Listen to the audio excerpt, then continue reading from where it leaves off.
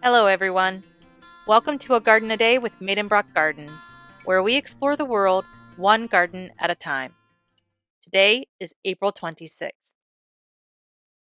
Vatican City has the world's attention lately.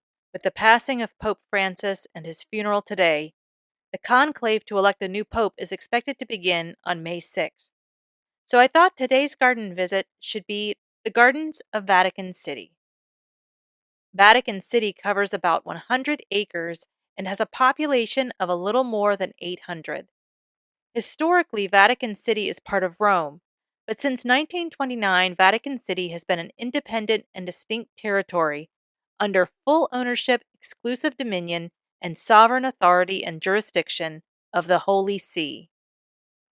The Gardens of Vatican City cover almost 57 acres, so a little more than half of all of Vatican City.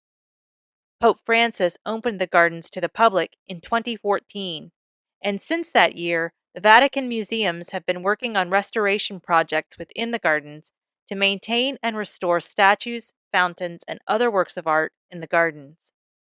There are approximately 570 works of art in the Vatican City gardens. The gardens, as we see them today, were established during the Renaissance and Baroque eras, but the tradition of the gardens go back centuries earlier. It is believed that Empress Helena, mother of Constantine the Great, brought soil from Golgotha, or Mount Calvary, and spread it in the area where the gardens are to unite the blood of Christ with the blood of early Christians who were persecuted by the Emperor Nero.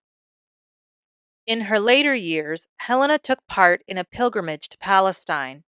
She was responsible for the building of the Church of the Nativity in Bethlehem and the Church of Eleona on the Mount of Olives.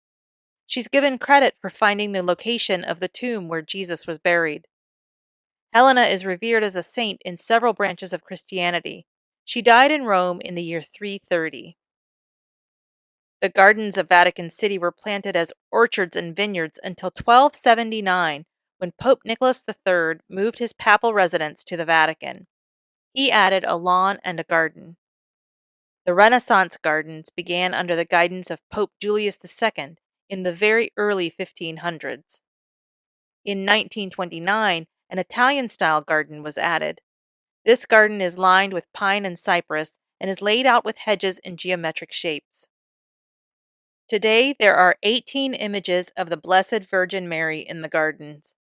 These are works that were expressly designated via pontifical decree to be enshrined at the Vatican Gardens. 8 of these images have been added since the gardens opened to the public. Water for the fountains is provided by the Trajan Aqueduct that was built around the turn of the 1st century for Emperor Trajan and was renovated between 1605 and 1615 for Pope Paul V. A visit to the garden includes glimpses of the Leonine walls built during the 9th century at the request of Pope Leo IV to fortify and protect St. Peter's Basilica and the Vatican, and the Marconi Transmission Center, home of Vatican Radio. There are also an English garden, an American garden, a vegetable garden, the Vatican greenhouses, and several buildings used for residential and institutional purposes. A limited number of tours are available each day and require prior reservation. The garden is open Monday through Saturday and is, of course, closed on Sundays and Christmas. Well, that's about it for today's garden visit. Join me here tomorrow to find out where we're going next. If you haven't done so yet, I invite you to subscribe to the show and leave us a review. It helps us out a lot, and you get notified when a new episode is ready for a listen, which happens to be every day. I really appreciate all your support. Thank you for listening. If all goes well, I'll be right back here tomorrow.